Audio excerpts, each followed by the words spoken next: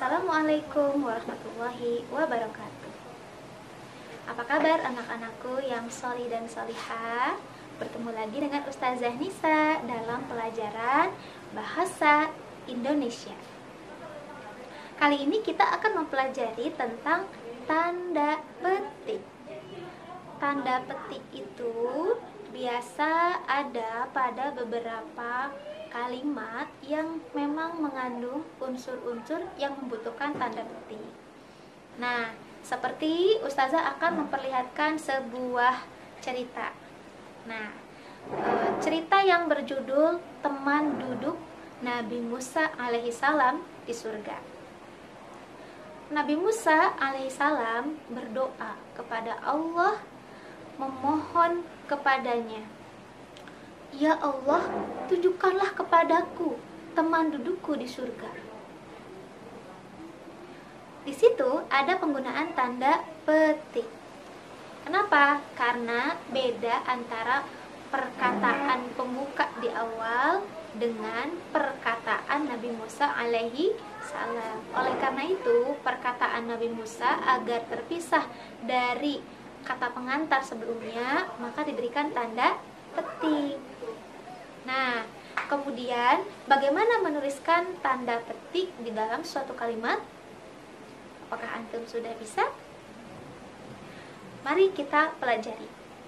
Tanda petik biasanya ada satu pasang dalam dua tanda, ya.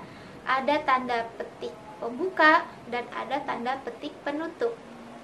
Dua tanda ini berada di posisi bagian atas dalam suatu kalimat. Tanda petik ditulis sama tinggi. Jadi pembukanya di atas, tanda petik penutupnya juga di atas. Dan begini, ada beberapa ketentuan dalam menuliskan tanda petik jika kita hendak membuat sebuah kalimat. Ada 3 ya. Yang pertama adalah tanda petik dipakai untuk mengapit petikan langsung yang berasal dari pembicaraan, dari naskah, atau bisa juga dari bahan tulisan lain. Misal, ada pernyataan dari bukunya Bung Tomo, "Merdeka atau mati," seru Bung Tomo dalam pidatonya. Kata merdeka atau mati di sana karena seruan Bung Tomo diberikan tanda petik. Kemudian contoh yang lain. "Kerjakan tugas ini, besok akan digunakan dalam rapat." Kata bos kepada petugasnya. Kata bos tadi harus diberikan tanda petik agar diketahui mana kata-kata dari bosnya kepada petugas-petugasnya. Kemudian yang kedua adalah tanda petik dipakai untuk mengapit judul sajak, judul lagu, judul film, judul sinetron, judul artikel, judul naskah, kemudian atau bab-bab di dalam buku yang kita baca, sehingga terpisah antara kalimat dengan nama judul-judul tadi. Contohnya, mari kita menyanyikan himne Khairu Ummah. Kata himne Khairu Ummah harus diberikan tanda petik karena merupakan judul dari himne atau bisa dikatakan jenis-jenis lagu ya yang ada di dalam Khairu Ummah, yang itu merupakan core dari Khairu Ummah. Kemudian ada satu kalimat yang baru. Film Jejak Khilafah merupakan sebuah film dokumenter. Film Jejak Khilafah merupakan sebuah film dokumenter tentang masuknya khilafah ke Nusantara. Kata Jejak Khilafah karena dia merupakan sebuah judul film, maka harus diberikan tanda petik. Di awal tanda pembuka dan di akhir tanda petik penutup. Kemudian contoh yang lain. Saya sedang membaca buku. menangani permasalahan sampah di Indonesia. Nah, maka judul tadi ditanda petik supaya nanti mudah dipahami. Oh, ternyata namanya judulnya ini. Ya. Berikutnya, yang ketiga. Tanda petik dipakai untuk mengapit istilah ilmiah yang kurang dikenal atau yang mempunyai arti khusus. Contohnya, tetikus komputer ini sudah tidak berfungsi.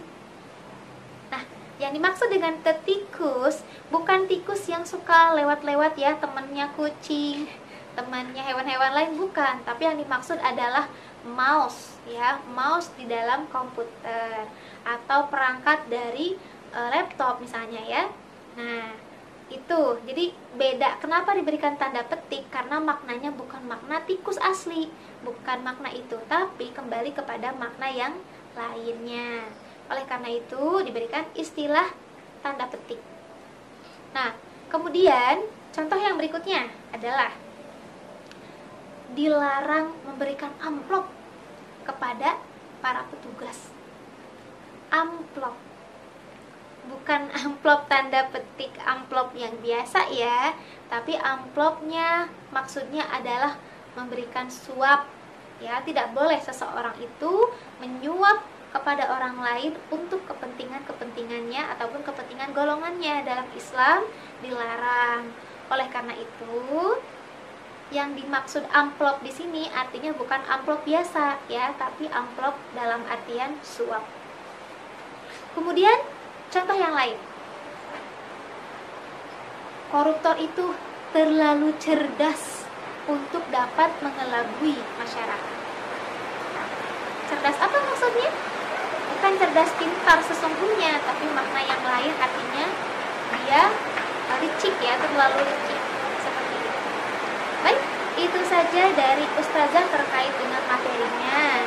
Kita beralih kepada pelajaran apa yang sesungguhnya ingin kita dapatkan dari mempelajari tanda petik ini. Nah, jadi yang namanya bahasa, apalagi dalam bahasa tertulis, maka butuh kemampuan di dalam menulisnya dengan benar, termasuk menggunakan tanda petik, tanda titik, tanda koma, ya, atau tanda-tanda yang lainnya di dalam penulisan, agar maksud yang kita harapkan bisa diterima oleh orang lain dengan mudah. Itulah yang seharusnya kita miliki. Nah, sehingga ketika kita bisa memanfaatkan tulisan dengan baik, kita berharap apa yang kita ingin sampaikan dengan mudah diterima oleh orang lain. Nah, kemudian apalagi isinya berkaitan dengan menyeru kepada Islam, menyeru kepada aturan-aturan Allah, maka insya Allah orang lain akan paham ya atas apa yang kita tulis, dan orang lain nanti akan mendapatkan dakwah Islam melalui tulisan yang kita buat. Oleh karena itu nanti akan terus pahalanya mengalir banyak ketika kita bisa menyebarkan tulisan kita kepada orang lain. Jadi tulisan ini Masya Allah ya, bisa bermanfaat banyak. Bukan cuma sekarang, tapi nanti juga akan dibaca orang lain, dibaca lagi. Jadi karena ada buktinya, maka orang lain akan banyak kita dakwahi ya. Nah, ingatlah sabda dari Allah Subhanahu wa Ta'ala yang artinya bahwasanya perkataan yang terbaik adalah perkataan orang-orang yang menyeru kepada Allah dan yang mengatakan sesungguhnya aku termasuk golongan orang-orang yang berserah. Maka kita berharap apa yang kita pahami hari ini bisa digunakan, dimanfaatkan dalam pelajaran bahasa Indonesia, dan juga bisa dimanfaatkan dalam keseharian kita untuk mendakwahi orang lain. Itu saja dari Ustazah, semoga bermanfaat. Assalamualaikum.